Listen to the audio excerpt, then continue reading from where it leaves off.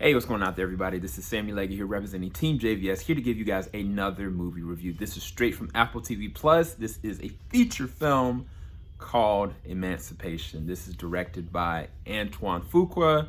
This is starring Will Smith, Charmaine Bingwa, Ben Foster, Mustafa Shakir, and a slew of other amazing actors and actresses. Now, the backdrop of this is you have a man named Peter.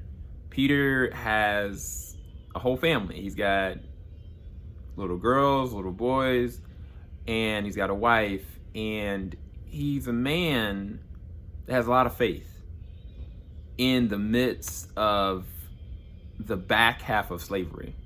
At the current beginnings of this movie, it is about to be that, Lincoln is about to establish that slaves are going to be free. But in the situation that they're in the location in Louisiana, like, that is not something that is plausible or even talked about. So for this man, Peter, he's letting his family know, we're going to be okay. God's got us. He has our backs.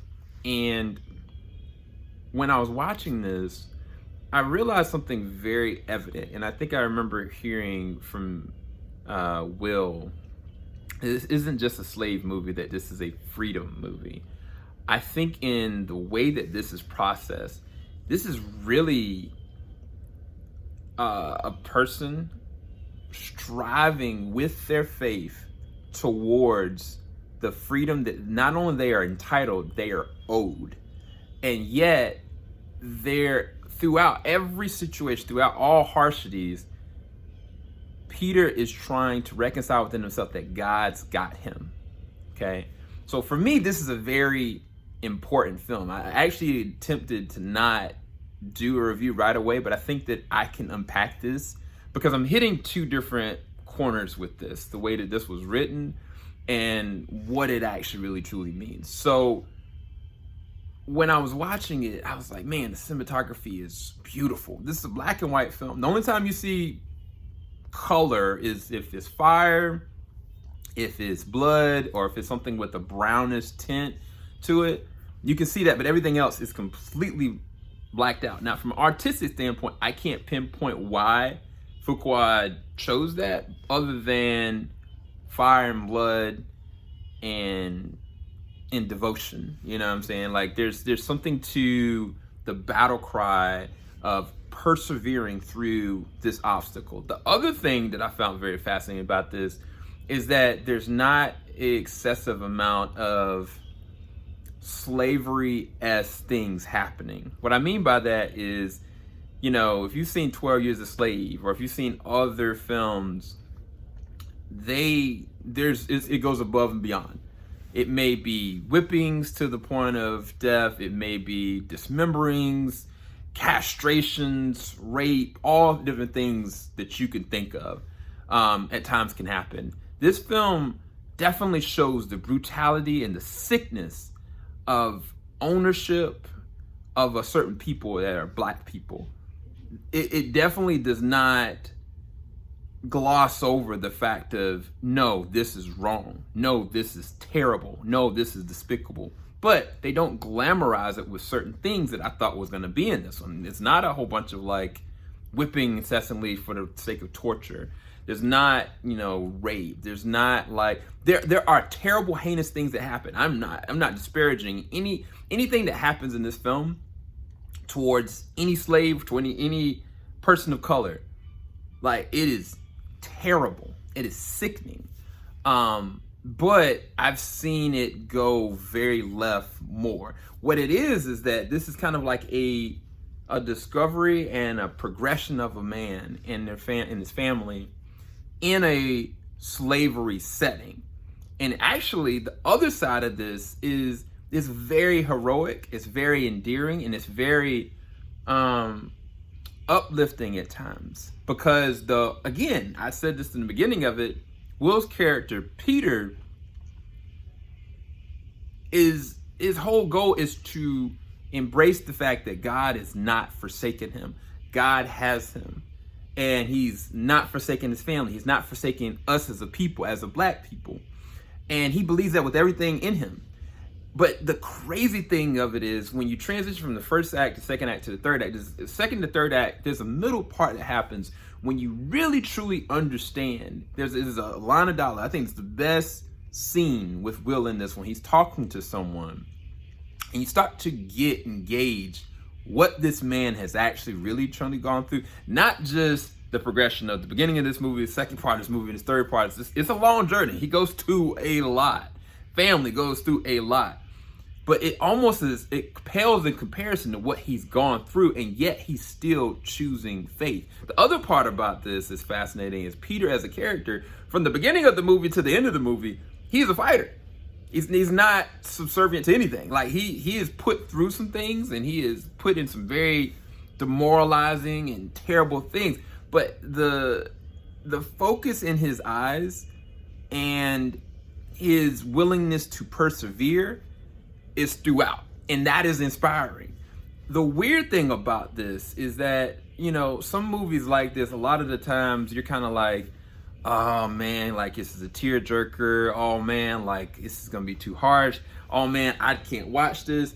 A lot of the times where Fuqua is handling this, it's a lot of action in this. There's moments where it's like a chase going on, like fugitive style. Like it's persevering through the elements, survival, comprehension, figuring out how to do certain things a certain kind of way. Like a lot of this is action based in the midst of a slavery setting, but it also doesn't refute or erase the essential aspects of what freedom really truly is. What does it mean to actually be free? Because again, I talked about the fact that they don't overindulge on the slavery tropes of whippings and tortures and stuff like that, but they do happen. You do see it.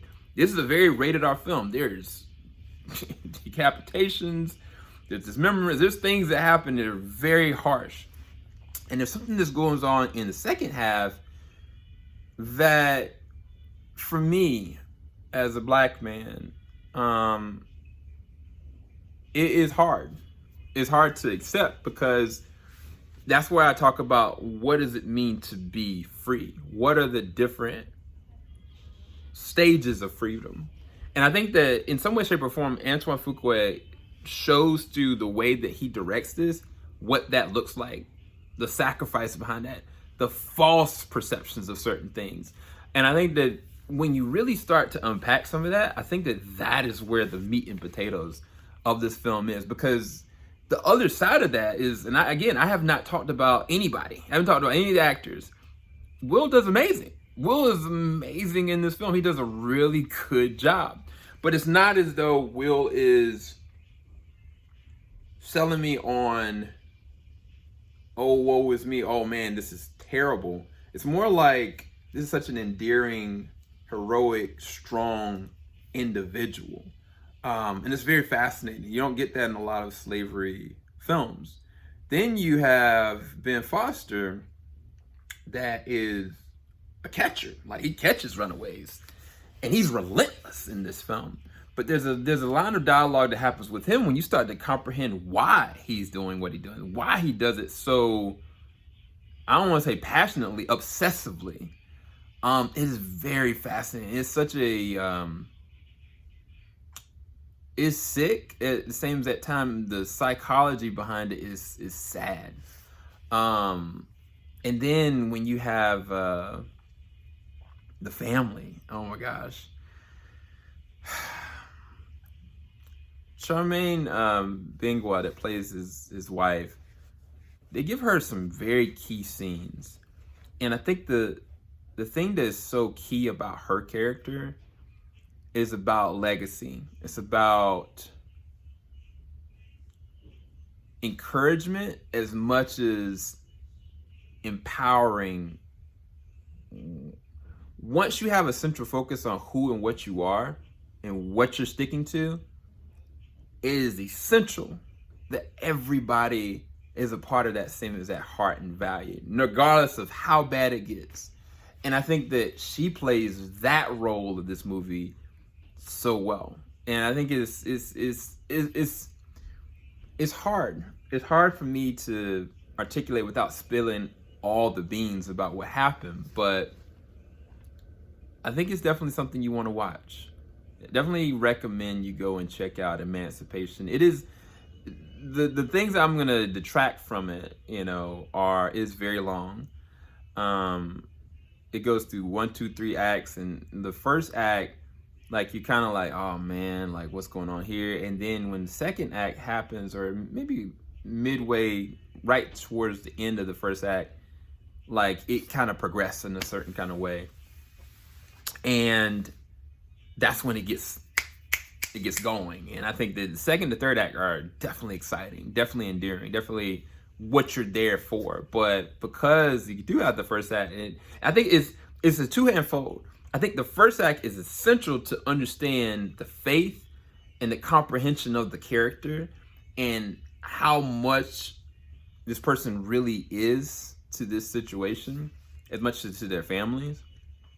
But even more than that, I mean, I think it's just going to be a hard watch at times, because you're not getting what you expect to be a slave movie, and that might be a good thing for you. So I'm curious to see what people say about this.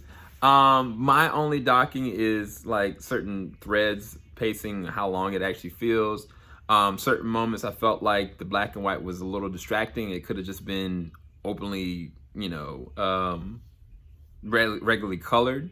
Because I think that certain shots were just so beautiful. I was like, the vibrancy of what's going on, and like, especially in like the swamp and the bayou. I think they could have been very eye-catching to watch.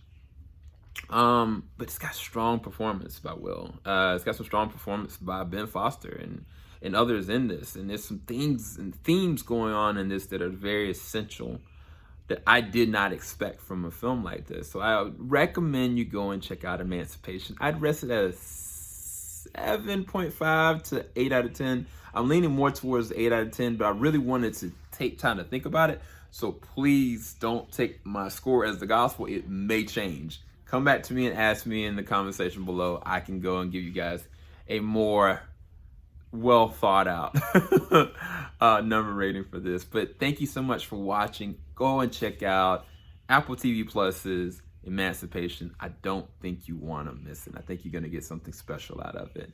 Talk to you guys later. Keep it locked. JVS, we ain't gonna stop. Peace, guys.